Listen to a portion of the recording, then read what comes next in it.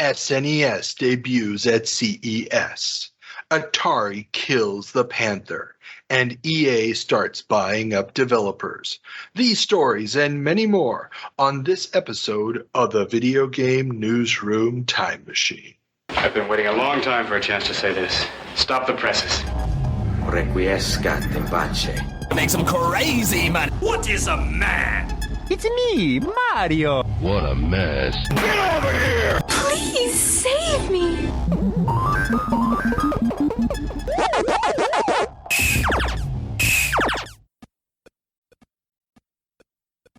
Welcome back to another episode of the Video Game Newsroom Time Machine, the show where we travel back into the past to see what was making headlines in the video game and home computer industries 40, 30, and 20 years ago. Today we're going to be jumping back 30 years to see what was shocking the nation and the world in August of 1991. As always, I'm Carl, and I'm here with my co-host, Peter. Say hi, Peter. Hi. Nice to be back. Yay! So, Peter, obligatory banter section. What have you been up to? In the last couple of months, actually. I really can't remember. When did we record our last episode together? Oh, it's maybe a month ago. It's been a month. Yeah, it's been a month. Lord. Oh, well, I mean, I was on vacation, so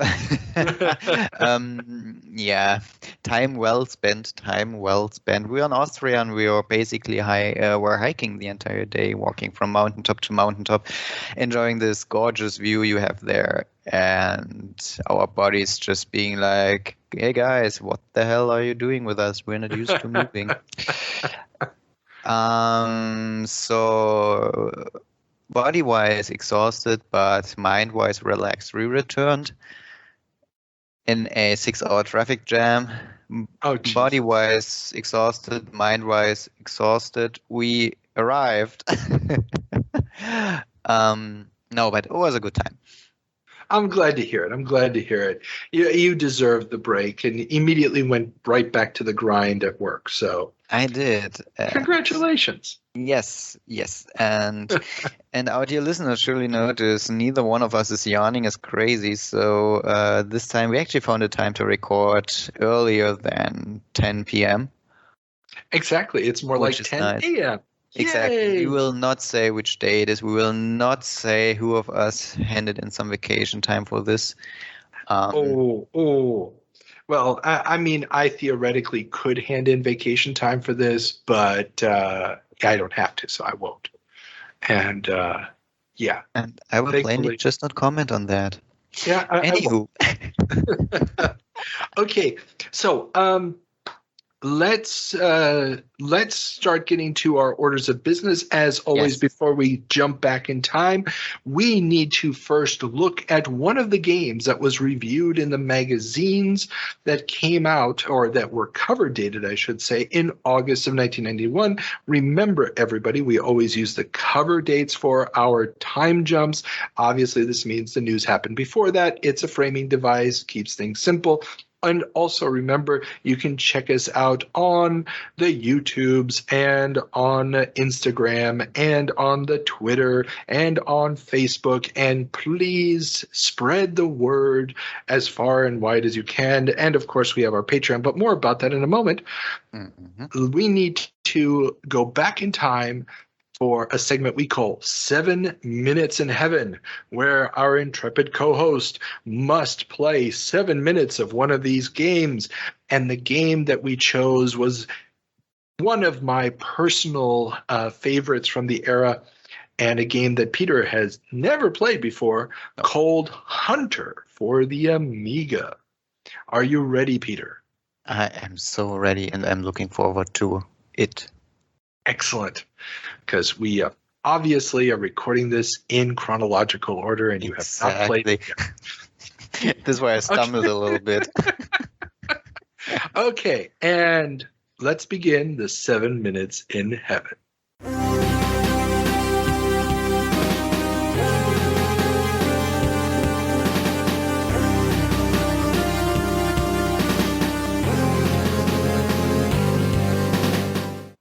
Welcome back, Peter, from your 7 minutes in heaven. Yes. So, you've played Hunter. Explain to me, based off of your 7 minutes with the game, what is Hunter? Well, Hunter is a vacation simulator. You start off on a lovely island.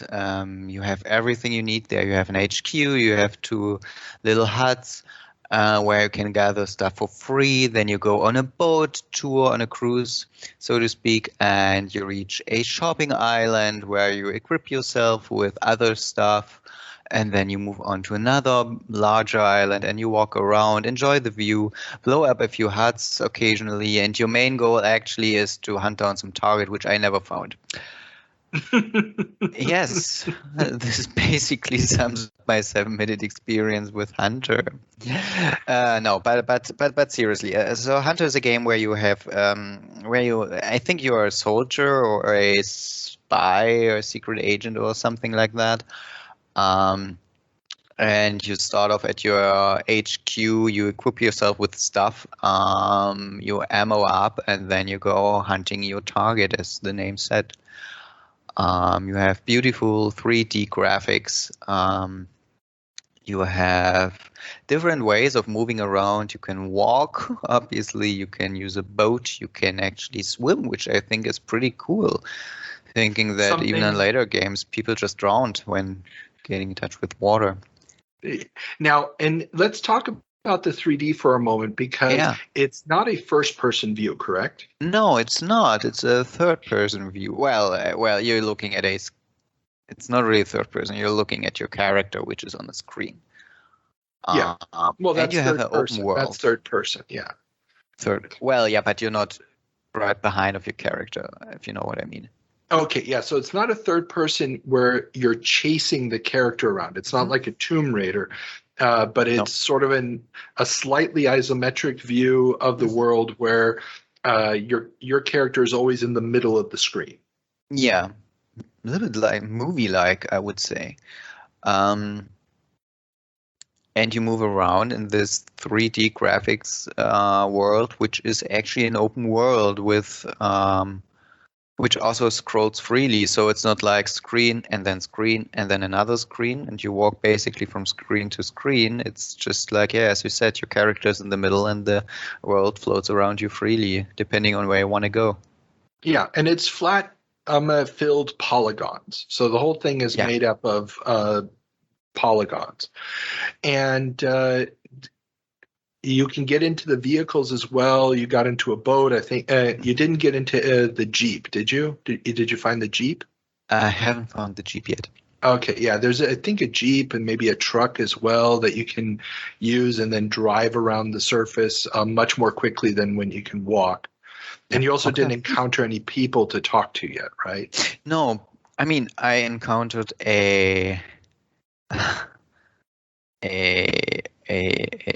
idyllic landscape, trees, tree, flower, bird, using singular on purpose. Yeah. I mean, this is an Amiga 500, so technically the processor and everything is already 6 years old at this point, and so they did limit the amount of objects on the screen at once in such a way that you kept the frame rate somewhat acceptable. And this was. I mean, your character wasn't moving too quickly, and I think, or maybe I just didn't discover how to do it, you cannot run, so you're walking around rather slowly. And this is where I don't think there's a run command, if I remember correctly, but this is where the vehicles come in, where if you want to move fast, you have to use the vehicles. Yeah, because the world is huge. Yeah, no, and it does get very, very big, yes. There's a lot to discover. And again, once you start getting into the other characters, there's all sorts of plot points and conversations and doing tasks for different people and stuff. So it has a lot of those RPG elements added into it as well. Mm-hmm. Yeah. So what did you think of the game as a whole? Well, it's really hard to say after 7 minutes, honestly. I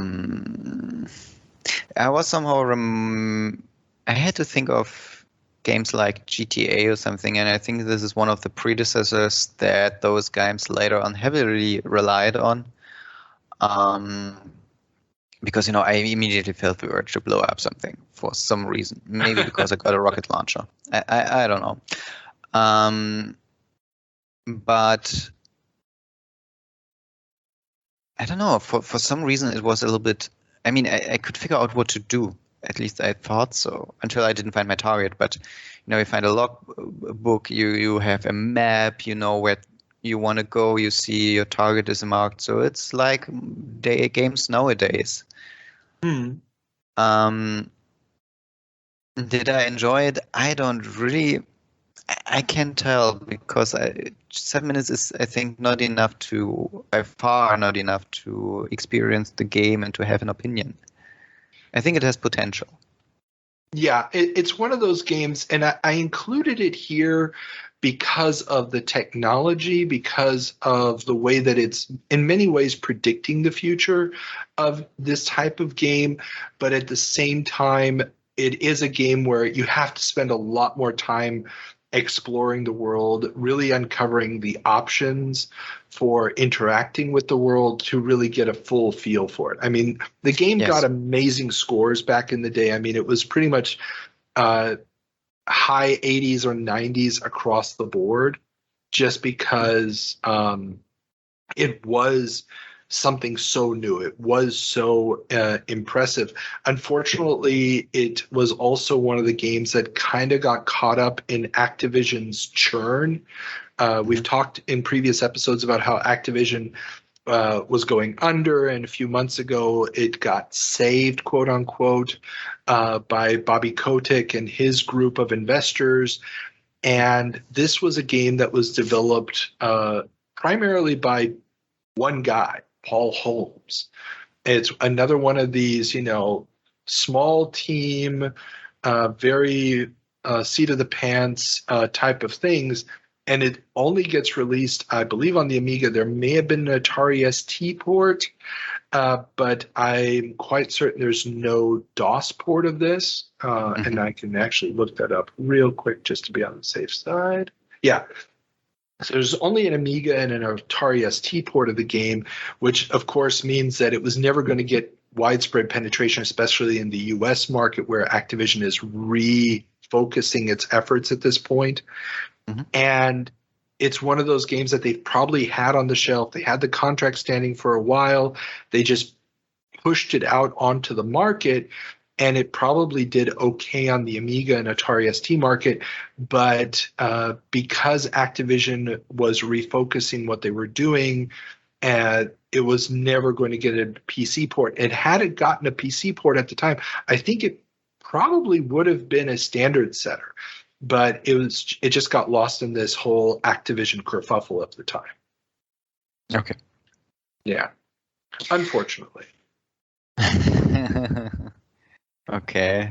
Well, maybe back in the days, those were single games getting caught up in Activision's kerfuffle. Yes. Is what it's called? Yeah, kerfuffle. Kerfuffle, and now Activision's getting off in some kerfuffle of entire daughter companies. So. Yeah, its subsidiaries may or may not be under some level of pressure. So that's the modern problems of EA. But yeah, it's kind of sad because the game really was quite also EA. EA I think has its own problems to deal with, but we will get to those as well in the future. Okay, let's move on then to our other required segment. Oh, and everybody remember, if you want to actually see Peter playing his 7 minutes, that video is going to be up on our Patreon. And for as low as $1 a month contribution, you can access videos of our 7 Minutes in Heaven segments, as well as early access to our interview episodes. So plug over, links in the description below. Let's check in with our good friend Ethan Johnson of the History of How We Play for our segment, The Department of Corrections. Welcome back to the Department of Corrections, Ethan.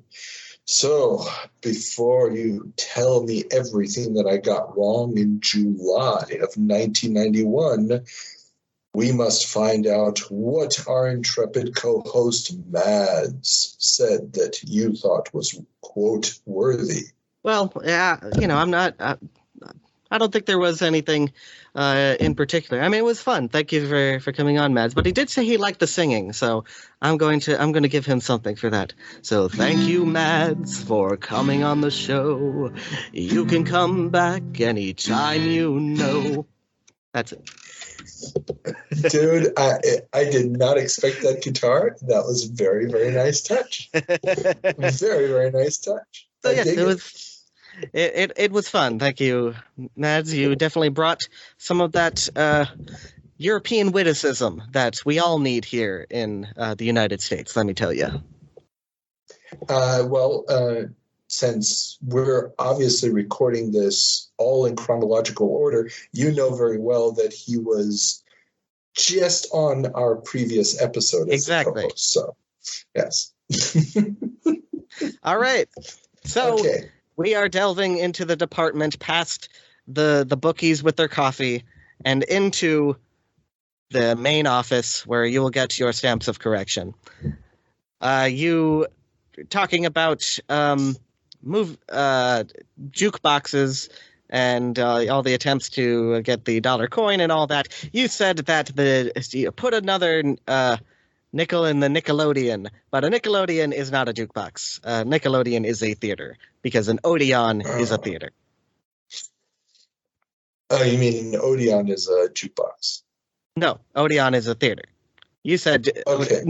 You said a Nickelodeon is a jukebox. Yes. But it is not. It's a theater, a movie theater. Ah, okay. And an Odeon? Yeah, an Odeon is French for theater. Ah, so a okay. nickel theater, nickel Odeon. Ah, okay. Oh, okay. Sorry, I was imagining Odeon spelled with an AU at the front for some weird reason. because you're in Germany, that's why. Yeah. Okay, that makes more sense. Okay, now I know. Of course, the classic is "Put Another Dime in the Jukebox, Baby," because I love rock and roll. True, very true. Put another nickel in. Okay, now I got that song stuck in my head. Awesome. All right. And just a couple of dates on this one, and it will also be in the next one. The Link to the Past, you said, came out by July 1991. Not true. It came out in November 1991 in Japan. Gotcha. And then comes out in 1992 in the United States. Why was I thinking July of 91? I think you were saying that you covered it. Maybe you covered a preview. That's possible. Yeah. Okay. And then when you were talking about the CD add-ons for the consoles of the moment, the Sega CD, of course known as the Mega CD in Japan, was only out there. So technically, when you said Sega CD was already out, that's not true. The Mega CD was out. Good point. Nice catch. And the TurboGrafx CD had already come out. You're saying it's right around this time, but actually it had come out in 1989. True. Was it 89? For some reason I had 1990 in my head, but yeah, 89. Wow. Must have cost I haven't looked at the price. I mean, it was more. But... You were correct. Both of these were more expensive than the console, but yeah, the Sega CD was still forthcoming. TurboGrafx CD was already out. Gotcha. Okay, perfect. Is there that shall be else? All. Nope. Oh my goodness. We are putting aside all of your other faults and leaving it to the next time in July of 2001. That's good because we have a long episode today. So you'll have plenty to work on. All right, peace. Talk to you later.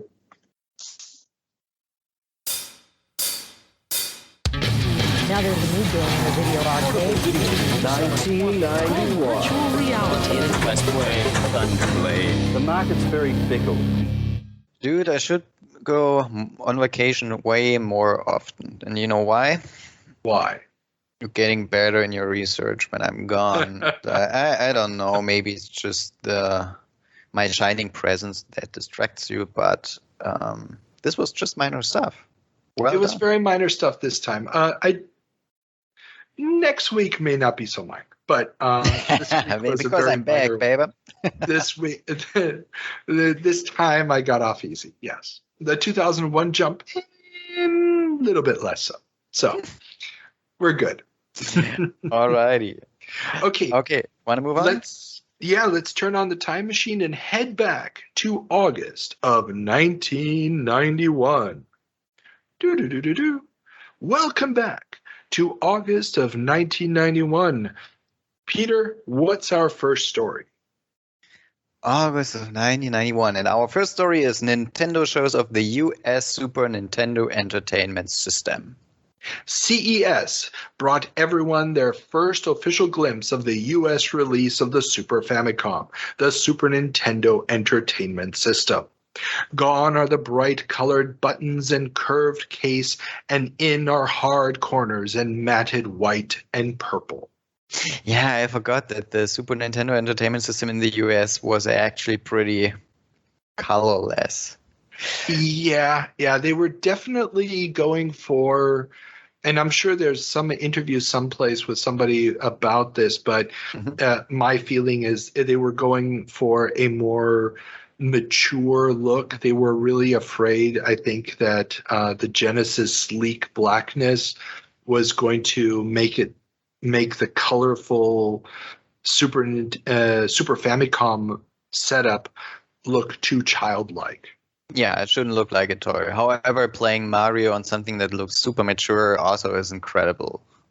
Yes, that is very true, especially when you consider that Super Mario World was the pack-in title.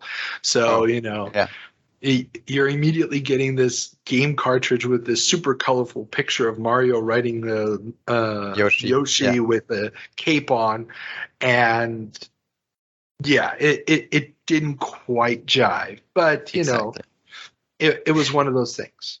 In the European market, the thing was more colorful, wasn't it? I mean, at least the controller had the typical Nintendo colors as buttons. I believe that the European case was, if not identical, nearly identical to the Japanese one.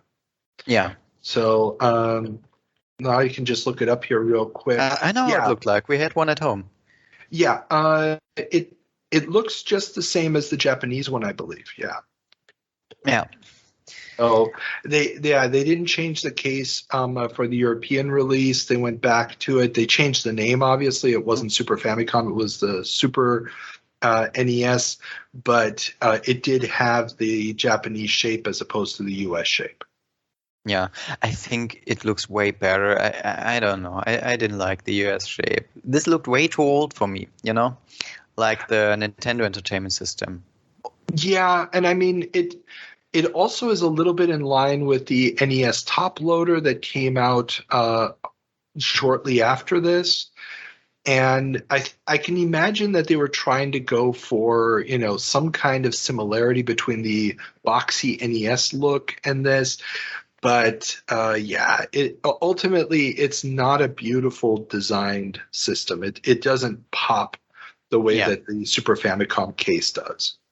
Exactly.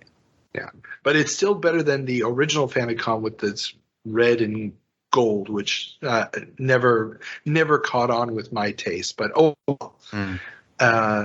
so that has had its official premiere now. Pictures had already leaked before this, but it has its official premiere at the CES show. Okay. And it's not the only thing that's premiered. Or something. Thing. No. Atari dumps Panther and says hello to Jaguar. Atari has dumped plans for its 32-bit or 16-bit, depending on who you're asking, Panther console, and is instead moving forward with the 64-bit Jaguar system. I don't know. every time we are talking about Atari, they're dumping something and starting something new just in order to dump it later on and to start something new. Yeah. I mean, they were sitting on way too much cash. Well, that's the problem. They weren't even sitting on that much cash at this point. Anymore. But this is true. Yeah, the big problem here was that with the Super Nintendo and the Genesis out, the Panther probably would have been at best a mediocre. I mean, would have been a decent 16-bit system, but it's not going to be enough to compete with these, especially with the game libraries on those two systems. And there is some pedigree. There's a little bit of history where both the Panther and the Jaguar are produced by, if not the same team, members of the teams that had already worked on the Conic Super System. So these guys really can't catch a break. But, the 64-bit, I use that in air quotes, Jaguar is going to be the system that finally does get released, but it's still going to be, I believe, a year and a half to 2 years away. So we're still a little bit off with the Jaguar release. And in the meantime, SNES and Genesis will have the rule of the roost. Oh, Lord. I have the feeling that we are going to hear something about Atari later on during this episode. Yeah, and we're not done with Atari news yet, but I thought, let's just do all the console stuff now, and we'll get to the computer stuff later. Exactly. Somewhat foreshadowing, I want to say that Sony announces a portable CDI. While Philips was showing off their first consumer CDI unit behind closed doors at CES, Sony showed off a prototype portable version of the system at London's second multimedia conference on interactive CD. The Intelligent Discman was a flip phone style screen and a directional pad and two buttons on the lid of the CD cover. The device would launch in 1993. So, old chap explained to me, young guy, what could you do with this portable CDI? Could you watch movies on it? Okay, CDI was the CD interactive standard that Philips was promoting. We've talked about it a dozen times so far on the show because it keeps getting delayed. Yeah, and exactly. It's supposed to be a set-top box type of thing, but it's a standard also because the CD format has a bunch of different standards. There's Red Book, Blue Book, all this stuff. Exactly. And CDI was supposed to be a standard for formatting data on a CD that was going to allow for interactive options. So the idea here was we're really going to get, the interactive movie or the interactive encyclopedia on your TV or something along those lines. Mm-hmm. The problem here is that the basic CDI unit is going to require an add-on card to full motion video. Mm-hmm. So in theory, it can do full motion video, but it can only do it really well with an add-on processor because the CPU that's in a CDI isn't strong enough to be doing the high-speed decoding, especially considering that this is a single-speed CD drive. So the data flow is coming so slowly that you really need to compress the video, and then you need a much more powerful processor to decompress the video. And so base CDI can't really do full motion video. The device that Sony is showing here that they will release, the button layout's going to change a little bit from these first preview shots.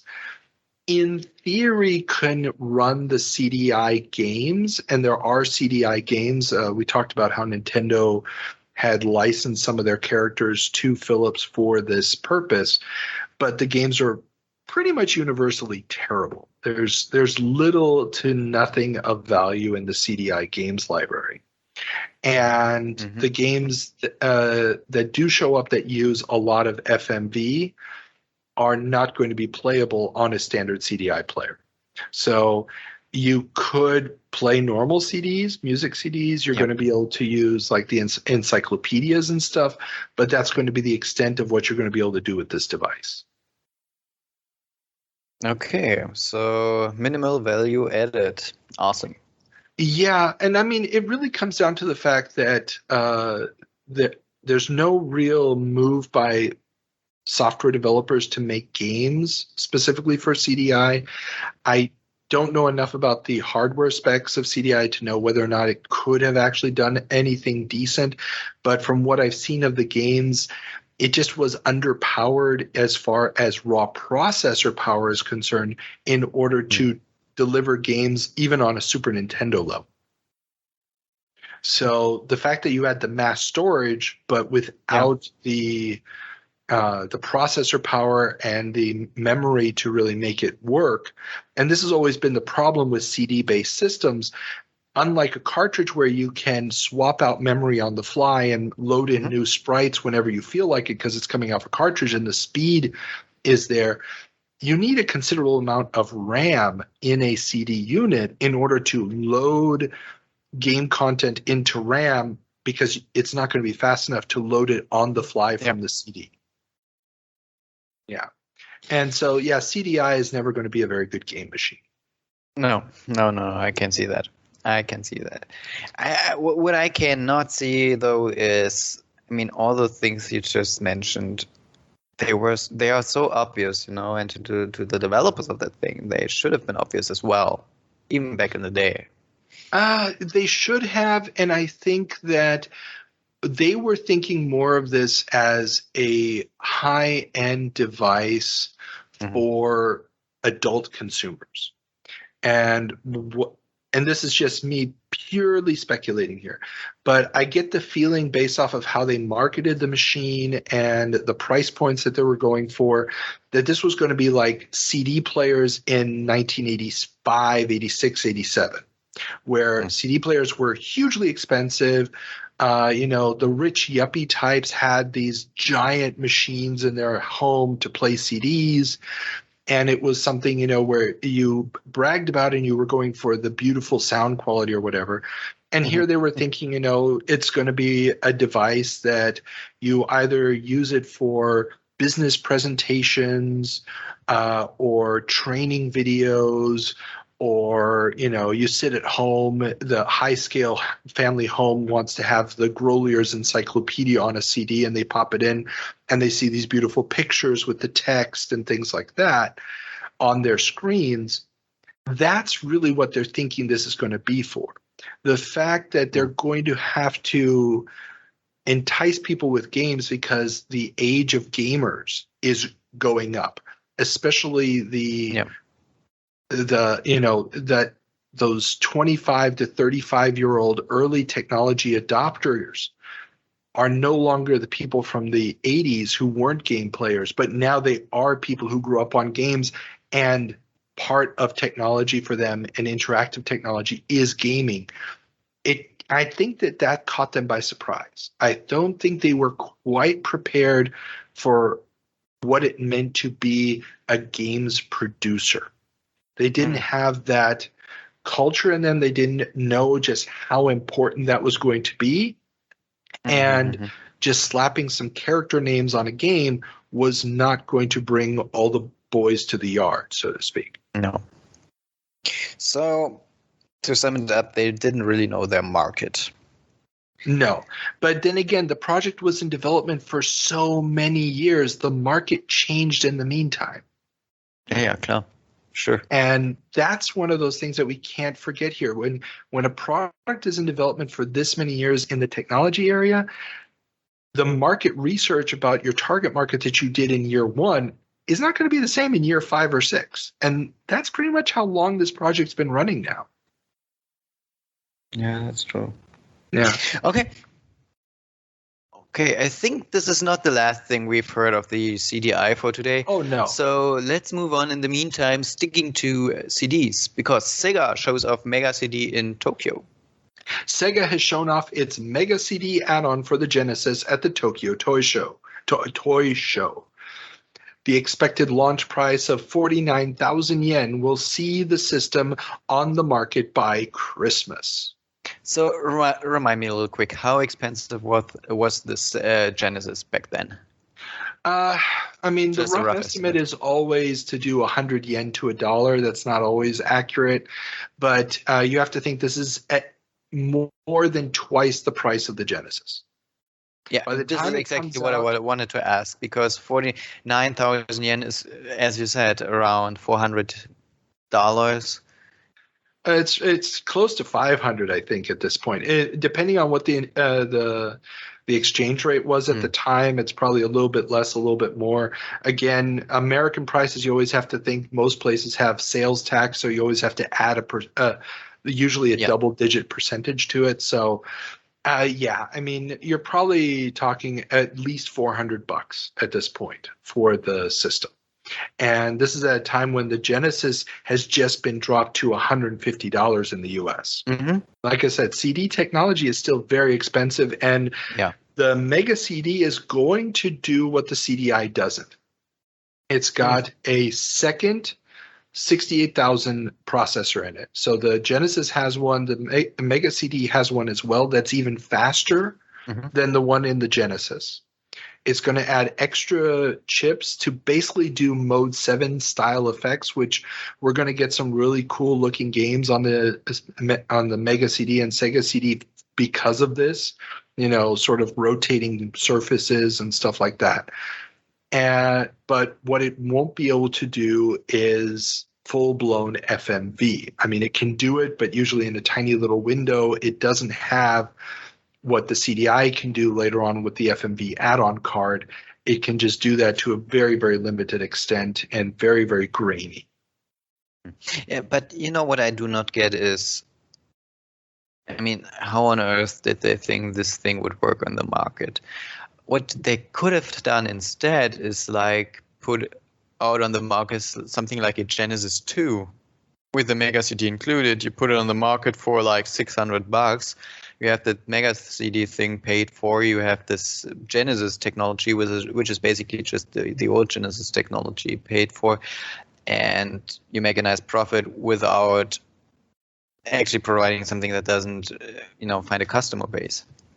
Well, the problem that you have there is that this is going to be a product for the slightly higher end market. If you replaced the normal Genesis with a Genesis 2, there is a Genesis 2 and then later a Genesis 3, which are just the standard Genesis, but in cost reduced new cases.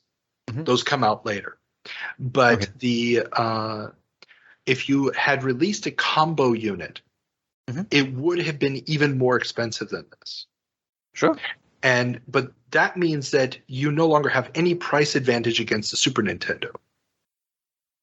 You leave the old Genesis on the market. You just have a Pro version, like PlayStation Well, you have to look at it from the point of view of how many SKUs, stock keeping units, you have.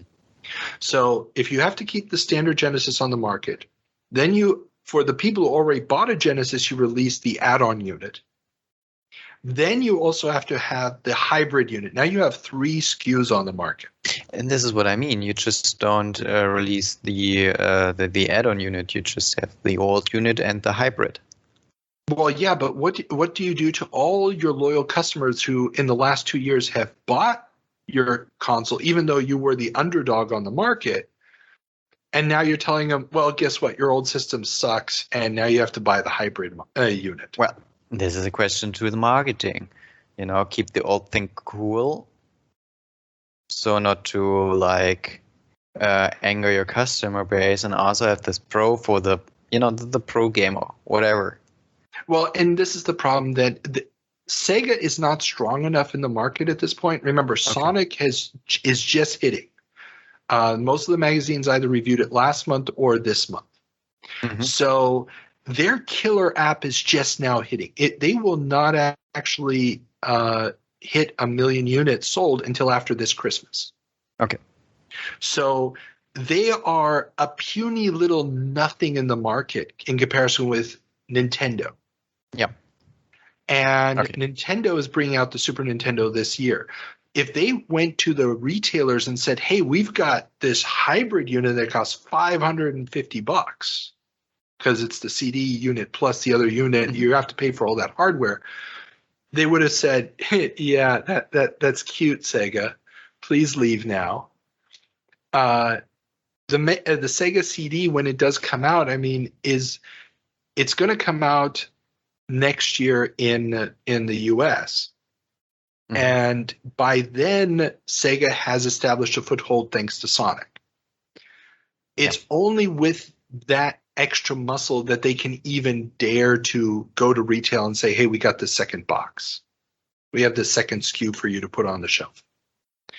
And it's a really expensive SKU, but, give us a shot. If they had tried a 3-prong tactic, it would have failed. NEC is going to do what you just suggested because they got the TurboGrafx and the CD add-on. They're also going to then add to that with a hybrid unit. And the problem is they really just don't have the marketing muscle to get all 3 of them onto retail at the same time. Something's got to give. Yeah. And so this is why I agree with you. It would have been a good idea. It would have been a better idea to launch it as a CD platform, maybe. Yep. But that just it would have been prohibitively expensive. CD technology is still way, way, way too expensive at this point for a mass consumer good that's got to go in toy stores. It's just amazing, 1991, and this stuff was super expensive, and not even 5 years later you can buy those things in this normal supermarket. Exactly. CDI, but the CDs. Exactly, and these are little more than CD drives, just with some extra hardware chips added. But it's a factor. Looking back at it, it's hard to imagine nowadays just how expensive this stuff was.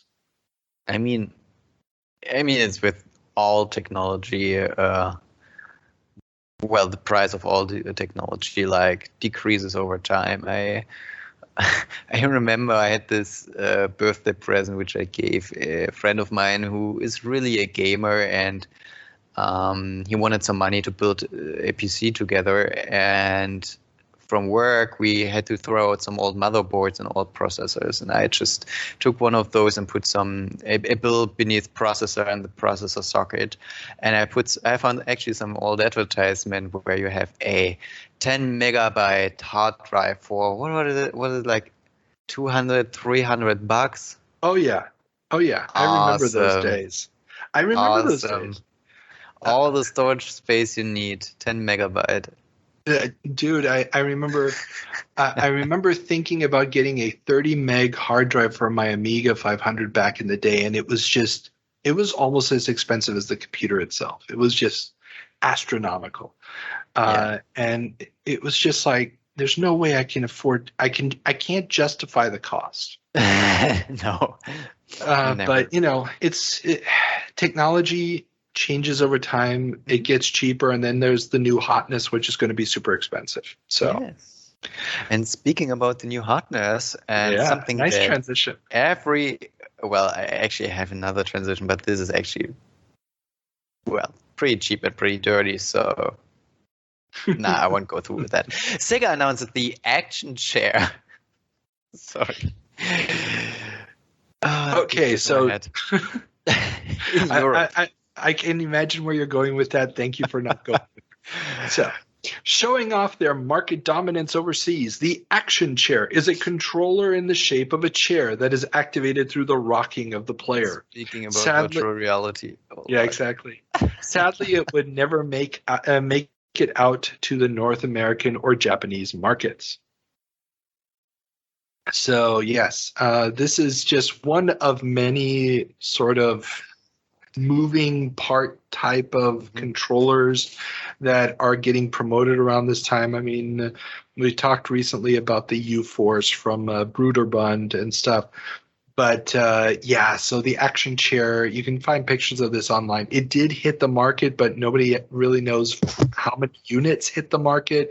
It's extremely rare. It's just a bad idea, and there's no other way of putting it. So, but the fact that they released it in Europe just shows Sega is powerful in Europe. The Master System is the dominant market in Europe, console in Europe. And they are thinking this is the kind of device they can sell, especially since the plugins on both the Master System and the Genesis are the same. Mega Drive, I should say. Dude, I'm just looking at pictures of the thing, and I pictured it totally wrong. I mean, it really looks like a chair. Oh Lord! I mean, yes, basically like a camping chair with some extra metal on it. Yeah, and buttons on the little ski type grips at the front. Yeah. What the hell? Yeah.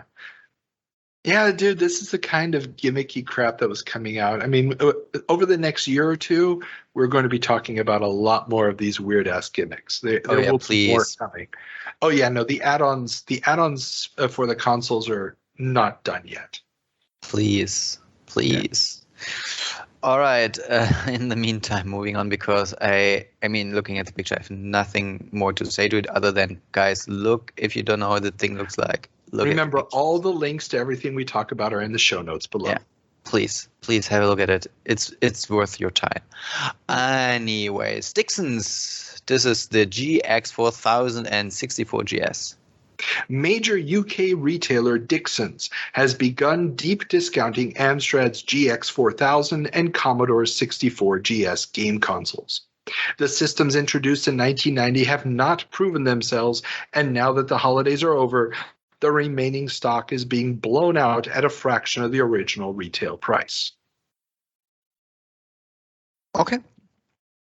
Yeah, there's really nothing else to say. We talked about how these things were going to be failures from the beginning. Yes. No, they are. To recap, the GX4000 was a souped up, well, it was a consoleized version of the CPC Plus series, I believe, which had slightly improved graphics, but the core was still a 8-bit CPC system. And the 64GS was quite literally just a Commodore 64 motherboard popped into a white case with no keyboard.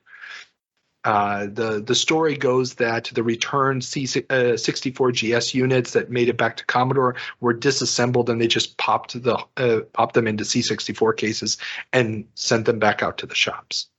So the plus side of this is that there is going to be a short wave of cartridge-based software for the Commodore 64. Companies that were preparing for this, and people learning, hey, stuff loading immediately is kind of cool. But no long-lasting legacy to either of these systems. Yeah. And since they don't have a long-lasting legacy, let's not talk about them any longer. NEC gets CD-ROM rights to Addams Family. The Addams Family, the hotly anticipated fall movie release, will be hitting every major computer and console system, with Ocean picking up many of the rights. NEC has decided to push hard with Addams Family as a marquee title for their TurboGrafx CD. I mean, I'm just trying to remember Addams Family. I know they exist, of course, but were they actually a thing over in Europe? When this movie came out, it was big. Now, the original TV show was sporadically known in different markets in Europe. I believe in the UK it had some hold, but in the rest of Europe it never really caught on as much. It was originally a comic book series. Not a comic book. It was a single panel cartoon series. And that was, I believe, from the 40s or 50s. Then there was a television show in the 60s that was very, very popular, ran for quite a while. And then there was a attempted revival in the 80s. And then there was the movie with Raul Julia and Angelica Houston and Christopher Lloyd. And, of course, what's her name?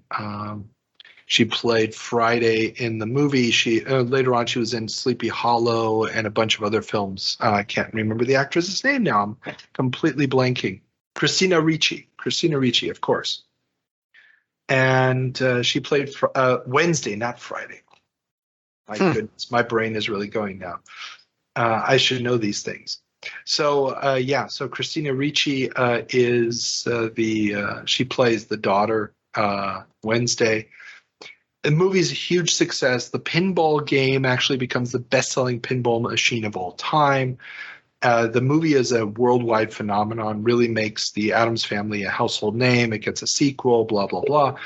And Ocean had the rights to most of the conversions, but NEC has picked up the rights. Now, the TurboGrafx CD game is an absolute, complete, and total clusterfuck. And because they desperately wanted to put video footage in, but they couldn't afford the real actors, the main actors, so they get this side character who is this I think he plays an attorney or an accountant or something in the movie who's trying to steal the Addams Family fortune. And so you get a couple of clips of him in front of the house and stuff, and then you play him. You don't play Gomez Addams like in the other versions. You play this scoundrel running through the house and confronting the characters in the house. It's terrible. It's absolutely catastrophically bad game. And but it's a sign that NEC is desperately trying to find some way to make the TurboGrafx CD add-on relevant. And they're just not really thinking it through. No. And also, here we go again. You pay so much for the movie or for the license that you don't have any money left to make a decent game. Yeah, or you just basically hired people who don't really know how to make this kind of game. All that. Yeah. Okay, okay, moving on. American Video to redeem Nintendo coupons. American Video Entertainment, makers of such unlicensed NES gems as Dudes with Attitude, Deathbots, and Wally Bear and the No Gang, are offering to accept the Nintendo vouchers stemming from Big N's settlement with the U.S. government towards the purchase of one of their games. In fact, they will even give $1 of the $5 to charities that support education, the disabled, and consumer choice. They also ask such charities to please contact them. Hey, we want to give away some money. We don't know who we want to give it to. Just contact us. Exactly. Awesome. Yeah. This was a news release. It was a news item in Video Games and Computer Entertainment magazine, and that final little bit where they asked the charities to please contact them. It's like, dude, how many people do you really think are going to use their $5 Nintendo voucher to buy one of your crappy, horrible, shitty games? Well, I mean, marketing-wise, maybe it's like, okay, I want to support this charity and I want to play video games, so let's just combine it. Well, yeah, but they're advertising this. They're telling people to contact them to order their games, but at the same time, they don't even know where they're going to send the money yet. Yeah, I mean, it's not a well thought through process. We're on the same page here. Not thought through at all. It's just dumb. So dumb. Yeah, for some reason. Maybe, and hear me out, maybe they thought there is one charity that is so big, has so many gamers, that when this charity contacts American Video, all the gamers will just buy American Video.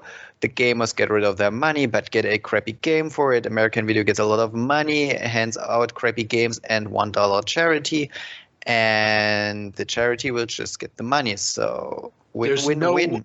There's no way the charity got more than $30 out of this, okay? No way on God's green did they get more than $30 out of this, okay? Because I cannot see anybody saying, I'm going to call these guys up. Yeah. Mm-hmm. It's not going to happen. But oh well. We're done with console news. Let's move on to the wonderful world of computers. Exactly, because we're not done with things that were never going to happen. Nice transition. Thank you. Atari announced a CDI add-on for the ST. Atari, always wanting to show up Commodore, has announced that they have cut a deal with Philips and Matsushita to deliver a CDI-compatible CD-ROM drive, not only for their upcoming Falcon computer, but for the entire ST line. Launch dates and prices were not mentioned, but it has to be soon, right? I can really picture how this worked. Someone responsible at Atari's woke up one morning. Maybe he had a bad dream. Maybe he had a good dream. We don't know it. However, part of this dream was this very same idea. And he called his marketing department and was like, guys, you have to publish this idea. We're going to do it. Definitely. This is how it worked. Basically. I mean, you have to remember, Atari at this point, the Atari Corporation, not Atari Games, is owned by the Tremels. Yeah. The Tremels were kicked out or left on bad terms from Commodore. And so it almost feels like the entire existence of Atari Corporation from 1985 on is just try to outlive Commodore, try to kick Commodore in the teeth. And Commodore has launched CD-TV, so they obviously have to outdo them. We talked a few months ago already about how Atari had announced a CD drive for their computer line. Now it's not just going to be a CD drive. Now it's going to do CDI because that's the new hotness. And of course, this is never going to happen. It's all just smoke and mirrors, and it's Atari. But hey, you gotta give them credit. They're getting press. They're getting little headlines in the news with this kind of stuff. So people still remember there's an ST out there. Well, for what it's worth. Exactly. Okay, the next topic is something that is really a topic close to my heart because I actually use this programming language quite a lot. Microsoft shows off Visual Basic at Comdex. Me too. So, with the increasing allure of GUIs and the PCs powerful enough to run Windows, Microsoft has introduced Visual Basic, a programming language that promises to revolutionize the way software is developed for the Windows environment. Yeah. Thanks, Windows, for that. It's been a big help. I know. And I did quite a bit of programming back in college in Visual Basic. It was super easy to use. It was quick. It was super practical for visual elements. This really is going to be an entryway for a lot of people into programming. It's going to also make a lot of application stuff possible at very low budgets. And so it's really, really cool, and it's an important milestone in home computing. Yeah, and it spans the entire Microsoft Office suite, which is just awesome for me to be to be used in a company environment. Makes it so easy. You don't have to explain shit to people anymore. You just program a button and be like, hey, click on that button. Things will be done by then. Yeah. Exactly. And this is one of those things that the unifying aspects, and we talked about this a few months ago when we talked about the first rumors of what would become Windows 95, that, you're going to have these integrated, standardized procedures for text formatting and image formatting and everything that all of the manufacturers of software were going to adhere to. And people were like, dude, that's a pipe dream. Why would they give up their little fiefdoms and stuff? And the fact that you have something like Visual Basic is one step closer. It's another part of that unified ecosystem that Windows is going to provide at some point. But on the other hand, I'm wondering, you basically can do everything with your computer out of a Word file. Yeah.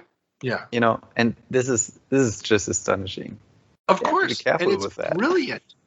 Dude, as yes, somebody it is. who grew up in the day and age when that was inconceivable. Yes, it's beautiful. It's gorgeous. It's wonderful. It's like, why would you ever want to go back? Exactly. And the moment my company even thinks of firing me, oh well, let's leave this open. Anyhow, okay.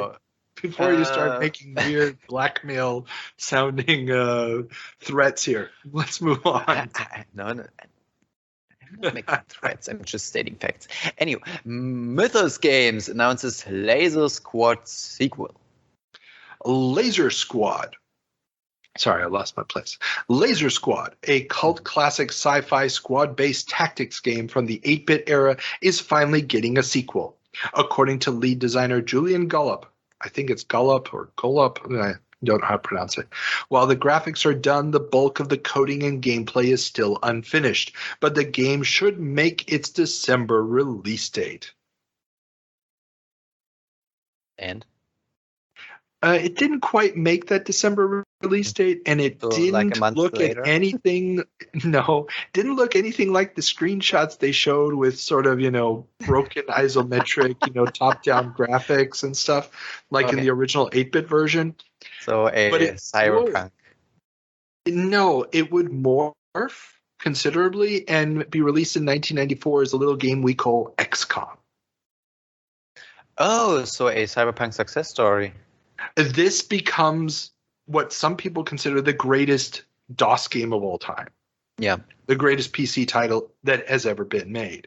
I love the game, but it never tickled my fancy quite that way. But Laser Squad was already an amazing tactical squad-based game. XCOM just takes everything it was and pushes it up to 10. And so in Europe, it gets released as UFO Enemy Unknown. Mm-hmm. This is a European developed game. It gets published through Microprose, and then for the US, it gets the XCOM label. Mm-hmm. Or was it the other way around? No. In Europe, it's UFO. In the States, it's XCOM. Yeah. But later on, it returned as XCOM to Europe as well. Yeah, just because internationally that was the more well-known. I think already in the first sequel, the one with the where it's monsters under the water or something, they already used the XCOM logo in Europe. But yeah. Okay.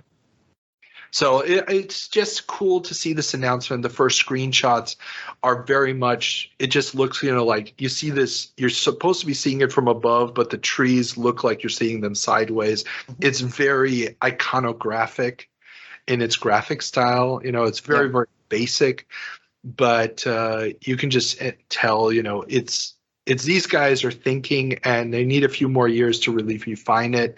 And it's almost good we didn't get Laser Squad 2 in 1991. Sounds like it. Yeah. Sounds like it. Sometimes it's worth the wait. Sometimes it's not, but sometimes it is. And I mean, XCOM also it's not a game that I would enjoy playing. But I can see that there are many, many people who really enjoy this game. It's just something that's not made for me. Interesting thing, though. All right. Moving on. AD&D goes online.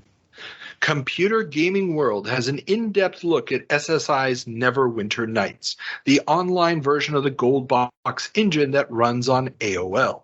While not the first online RPG, MUDs had been around for ages. This is in many ways the first proper commercial product with professional-looking graphics, a well-established game engine, and the business model to make it a viable market product. And we talked about this one extensively in my interview with Don Daglow, because he was the lead on this product. And he also talked about how the business model worked with them getting a chunk of the money AOL was generating on the per minute basis for the game. Oh, and okay. Then when AOL went to flat rate, their contract still stood.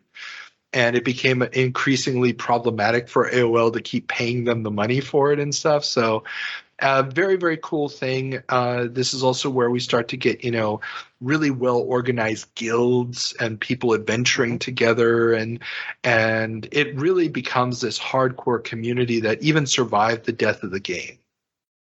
And this is a pay-per-minute business model. Yeah, so you would go to the store And this was a box game on the shelf like any of the other gold boxed AD&D games of the time. Okay. But it, specifically said this is for online play with AOL. And then you installed it, you logged on to AOL, and then the game connected to the server. Now, AOL at this time, you're paying by the minute. So every minute that you're on AOL or every hour, I can't remember how they calculated it, you were paying a fee per hour that you were online. Yes. But this is just for the sake of being online, having nothing to do with the game, I assume. No. You already paid for the game. So it's part of the AOL service. So you're not paying extra for the game. But you have to pay for being on AOL. Yes. And that's what's costing you money. So AOL was working with them because the more content AOL had, the longer you would stay online. The longer you stayed online, the more money AOL made. Sure. So this is why they were okay with this. But then when the pressure started mounting after the liberalization of the internet, they had to go flat fee. And then suddenly this contract that they had for Neverwinter Nights becomes a problem. A very big problem. But again, link to the Don Daglow interview in the show notes. Extremely fun to listen to, especially how the product came about and how that whole evolution of maintaining the product and so forth happened. Mm-hmm. Yeah. Check out the interview. Interesting thing. Okay. You haven't listened to it, have you? The thing is, while I said it, I kind of regretted saying it. You really should listen to the interview episodes. They're quite insightful.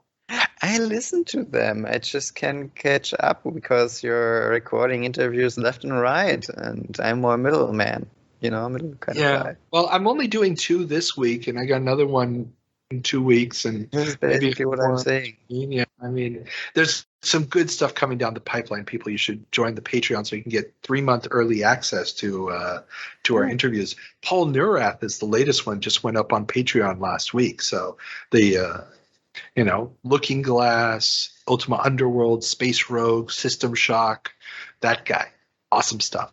Yeah, no, and I'm always wondering how you dig out those guys and where you dig them out. LinkedIn usually, sometimes sort of friends of a friend. Like I've become friends with some of the people that I've interviewed, and we talk regularly, and then they'll be like, hey, I talked to this guy the other day, you should talk to him, and they'll throw out their friends' email addresses and stuff and hook me up. So I've gotten quite a few good interviews that way. This is a nice way of describing locking up people in your basement and getting out some addresses from them in exchange for their supposed to be freedom. I've had to do none of that, thank goodness, lately. Okay. All right. Let's move on. Hey, dear listeners, listen closely. You can hear them scream in the background. Moving on, Mirrorsoft by Cinemaware. We reported in our May 1991 ep that Cinemaware had folded and Bob Jacobs had founded Acme Interactive to continue developing several of their pending titles.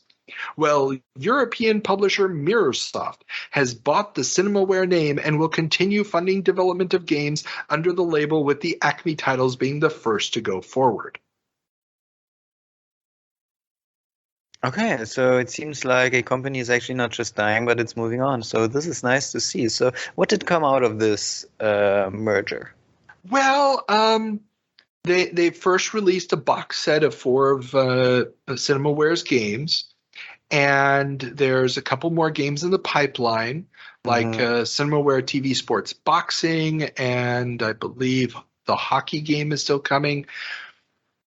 Well, in a couple of months, we may have some headlines concerning Mirrorsoft and the Mirror Group as a whole and its founder, Mr. Maxwell. But we're going to get to that in November, because Mirrorsoft has been investing and signing distribution deals. It's a pretty formidable entity in the European scene at this point. Let's wait until November and find out what happens. Okay, let's wait. It'll be fun. Huh? It'll be fun, I guess. It's one way of putting it. Okay. Well, for us, I guess. Maybe not for them. But in the meantime, Cineplay bows at CES. Cineplay Interactive is the new development studio co-founded by Colleen Beck, I think it's Colleen Beck, of Defender of the Crown fame, and Will Vinton, claymation legend. They are planning on leveraging VGA graphics and cutting-edge animation to create the next generation of interactive storytelling. Their first title, Detectron, looks impressive with its many facial animations. Many facial animations back in 1991? Yeah. So it's using digitized 256 color graphics, and the idea of the game, and the game will finally get released as free DC. And so it's got some human actors and then also a bunch of robots and mutants and stuff that are all claymation. So, yeah. The idea is you're going to sort of have this action adventure game, and you're roaming around and you encounter these people. And then when they go to talk to them, it shows you a close-up of their face, and there's animation and stuff involved. And it's going to be full audio. And I'll just put a link to Free DC down in YouTube, and you can judge for yourself. Mm-hmm. It's an experience. Okay. It's definitely an experience. I mean, what is cool that though back in the day there was always something that was actually new and has never been seen before, compared to nowadays where it just improves on what we actually have. So yeah, it's cool, I guess. Well, and I remember seeing screenshots for this game in magazines and just being blown away. Yeah. Because it really did look impressive. Granted, I didn't get to see it move until I looked it up on YouTube. Okay. Okay, tell you what. We're going to pause the recording here, and you're going to go and take a look at this, because there's really no way to do this properly without your reaction to it. Sure. Okay, here's the link, and you're going to jump to minute 140. Okay. There we go. Okay. So you're jumping in at minute 140. Link will also be in the show notes. And let's see your reaction, Peter. Oh, fuck. Oh, now I'm paying attention. And this is minute 140, yes? Yeah. This is the beginning of the game.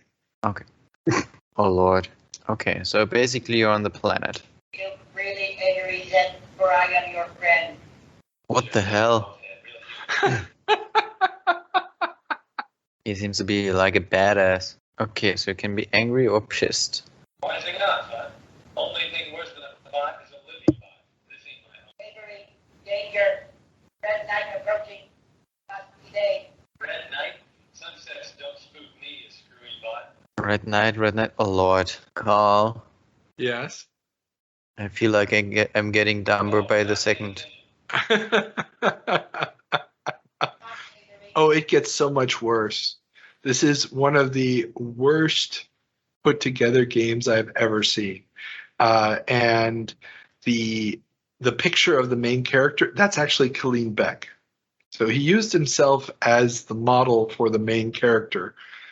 And I'm not sure if it's his voice or not that is doing the dialogue, but if it is, it's not flattering. And I'm looking now at the credits. Yes, the voice actors, it's Colleen Beck doing his own voice. And he's not a good actor. And yeah, the robots and everything else, it's just terrible from beginning to end. There's really nothing positive to say about this. It's just bad. And I mean, this is one of those where they actually wanted to make... Oh, fuck. Jesus. Where they actually... Lord, this is really bad. Where they actually wanted to make a movie out of something. Basically. I never did those movie-like graphic style. Yeah, and the problem is that at this moment, with the 256 color graphics, you're really getting this first attempts at bringing in human-looking characters and motions and stuff. because Prince of Persia already did it with rotoscoping. Now you have enough colors to actually do it with photography. I mean, we already have Pit Fighter out in the arcades. Mm-hmm. We're about to get Mortal Kombat 1. Heart of China is getting reviewed in a lot of the magazines this month. That's an adventure game with some action elements from Dynamics that also uses scanned imagery. It's in the air that this is the next wave for this type of game. Mm-hmm. And unfortunately, there's just no way to do it right at this point yet, you know? No. And so it's just it's a problem at this point.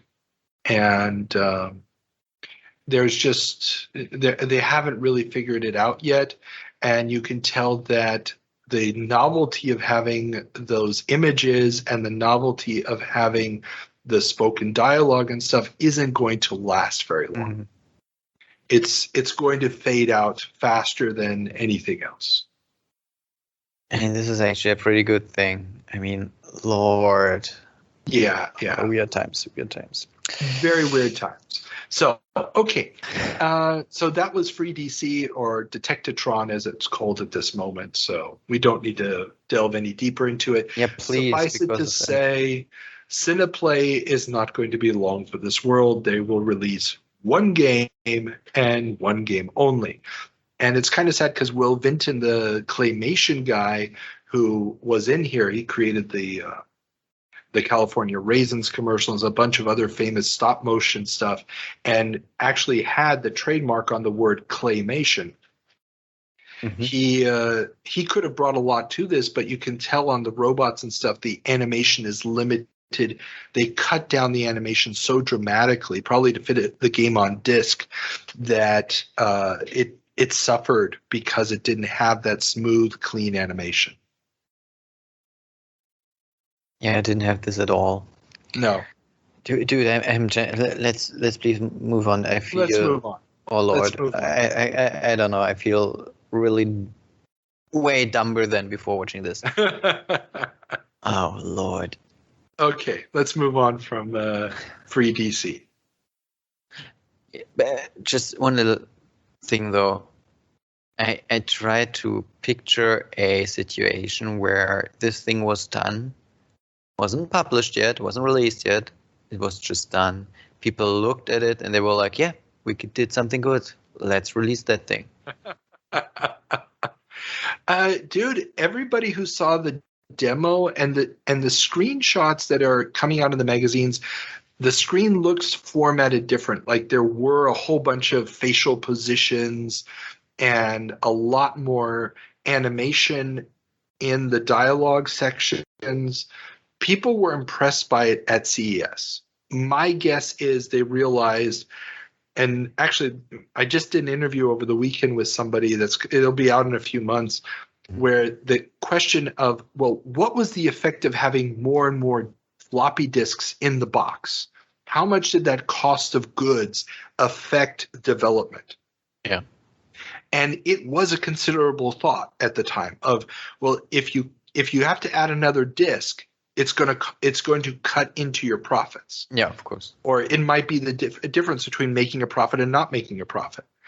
And so I can imagine that they were like, well, we can get the sound on there compressed down really a lot, because there were a lot of different techniques for doing it. We've talked about that in past episodes as well. What you really couldn't do yet was the compression of the video that much. Yeah. Images, we're not, in the day and age of JPEG and stuff, because compressing a JPEG and decompressing it eats up a lot of processing power.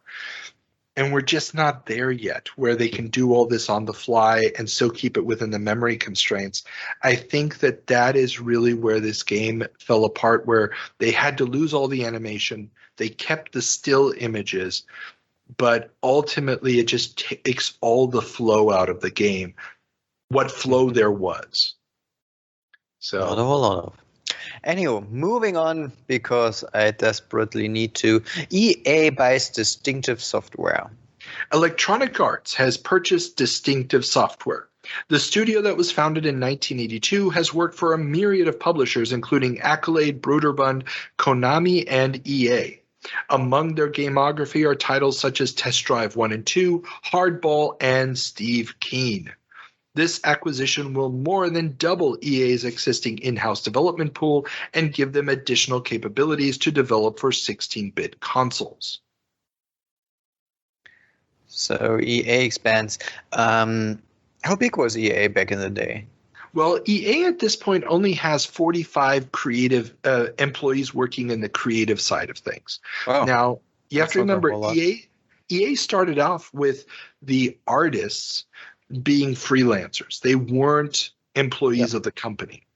Exactly. So they've been expanding, and obviously EA at this time is getting into the Genesis. Remember, EA avoided, Trip Hawkins did not want to be into the console business, avoided the console business. They had licensed out some of their titles like Skate or Die for console development, but to other publishers. They've reverse engineered the Genesis. They were going to make their own unlicensed cartridges and then worked out a deal. We talked about this in my interview with Michael Katz, who was the head of Sega America at this point. And now that they're getting into this business, they need more in-house talent. Yeah. Now, this is not the first outside company EA bought. They bought a company out of Ontario, Canada back in '87, but they were not makers of games. They were developers of utilities, of hardware.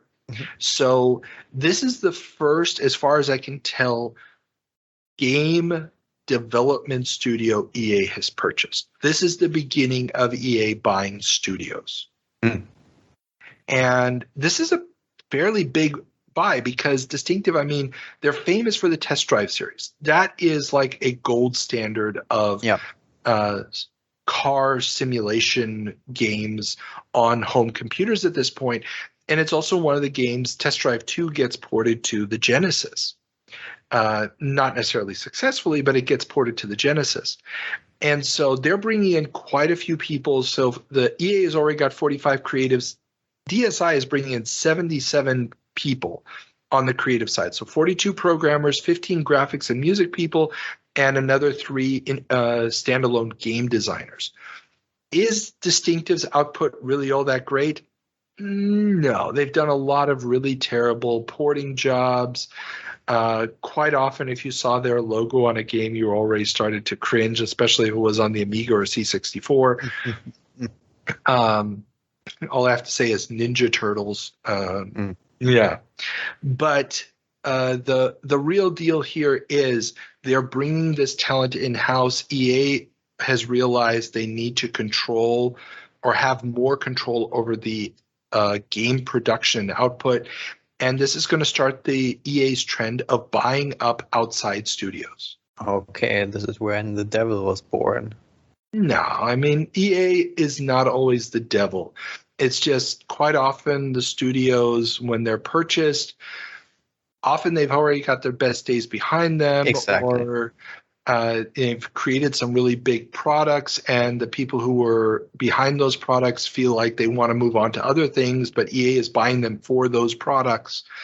Yeah. Or in some cases like Origin, and here I'll put a shout out to our good friend, a friend of the show, Alex Smith, his podcast, So They Create Worlds. He just did a great series on the history of the Ultima game series and how the purchase by EA in some ways may have aided the downfall of that, sort of tangentially, just because they may have gotten too much money. They didn't know what to do with it. They were a small company and suddenly they had a lot of money and just didn't know how to manage it properly. That kind of thing, that can happen when a big company like EA buys you and suddenly you don't have to work within certain constraints. Yeah. So I'll put a link to that. Listen to it. I mean, it's a very complex situation. It's an amazing episode. Highly recommend it. All 3 of them. He does three shows on the 9 Ultima games, the trilogy of trilogies. Okay, all but right. Yes. So this is a big historical moment for the games business. Okay. Well, moving on to a big historical moment to the print business. Double Dragon is coming to comics. After Nintendo's licensed a bunch of its properties to comics, it's a no-brainer that others would get into the game. Marvel has picked up the rights to Double Dragon. To say that the comic was bad would be gracious. Yeah, this was around the time that Marvel didn't really excel, wasn't it? Well, Marvel was, at this point in comics history, is outselling DC. And already. We're in the early 90s. I don't know, but if it's not on the air yet, the X-Men cartoon comes, I think, a couple years from now. But the X-Men comics are the king of the of publishing in comics, and it's right around this time that the bubble is going to start for comics, where everything has to become a number one relaunch issue and stuff like this, where the speculator market is going to be going crazy here pretty soon. We're not quite there yet, but it's coming. And so Marvel is an important player in all this. Financially, they've been on the rocks for years, but the issue here was, and my memory of this was quite literally, I was walking through downtown Buenos Aires with my buddy Danilo. It was our Friday afternoon, buy games downtown for resale later. And I'm passing by this newsstand, and these are littered all throughout Buenos Aires, these standalone metal box newsstands, these old school ones. And occasionally they would have imported magazines, and the delivery of these magazines into Argentina was so sporadic that if you tried to follow a certain book or something, unless it was something really, really big, you could never know for certain if your newsstand was going to get the next issue or not. But I just remember walking past and seeing this American formatted comic book, and it was Double Dragon, and it just caught my eye because I recognized the font and everything. I was like, that can't be. And I paid way too much for it because you had to pay extra. It was an imported item. Yeah. But I was like, dude, Double Dragon comic book, video game comic book. Oh, this is awesome. We've got to check this out. And I remember reading it going, what the? It had nothing to do with the video game. It was just random nonsense. Of course, the video game doesn't flesh out the two characters at all, doesn't really flesh out the world at all. So it's all just invented crap. I think the series gets 9 issues. I linked to them. They were all scanned and up on archive.org. So there's a link to them in the show notes. And it's just terrible. It's absolutely terrible. And there was talk in some of the magazines that there were deals in the pipeline for a lot more comics based on games. And we would get quite a few. Obviously, some of them would be very long-running, like Sonic the Hedgehog, which just ended its run at its original publisher, Archie Comics, like 2 years ago, and now has been picked up by another company, so it's still going. But most of these are going to fail very quickly and very harshly. Oh, Lord. Yeah. Oh, well. But so it's not a company going broke. It's not a company going broke, but, close enough for government work. Fair enough. So, that's the end end of it. I have the feeling we're through the list, aren't we? Yeah, that's it, dude. We're done. Crazy. Yeah. So what would you say is the word of the day, the word of the episode? Well, since I'm returning after a month of absence, I would say returnal is the word of today. Returnal. Yeah. Returnal. Yes. That almost sounds like a bowel dysfunction. Well, it's actually the name of a game. Chronic Returnal. It's basically the name of a new game, but... Oh, really? Yeah, Returnal, a PlayStation 5 exclusive roguelike. Ooh. Wait, there's an actual PlayStation 5 exclusive for all 5 people who have been able to buy a console? Yep. And awesome. It sold pretty well. amongst those 5 people who have nothing else to play than Returnal. I just Googled it, and it got a Metacritic score of 85. Third-person shooter roguelike. As soon as I see the word roguelike, every time I'm just like, no. Yeah, it's not for everyone, but I read some reviews and I watched some YouTube reviews of it, and it seems interesting. It seems to have a nice story, and it's not just being a super superficial game. Okay, cool. Oh well, I don't know. I haven't played it yet, obviously, due to lack of hardware. That's true. Well, I mean, hey, if you got the hardware, go for it. Enjoy it. So Returnal it is. Yeah. Okay. Everybody remember, you can follow us on the Twitter, Instagram, Facebook. Like us on YouTube. Even if you're listening to this in the audio form, do us the favor. We need the support. Get the word out. Let people know that this is the greatest thing. It has opened your eyes. It has elevated your existence. And whatever else will get them to subscribe. And other than that, follow us on Patreon. Get to watch Peter play Hunter. And we will see you guys again next week when we jump to August of 2001. Mm-hmm. Bye. Bye.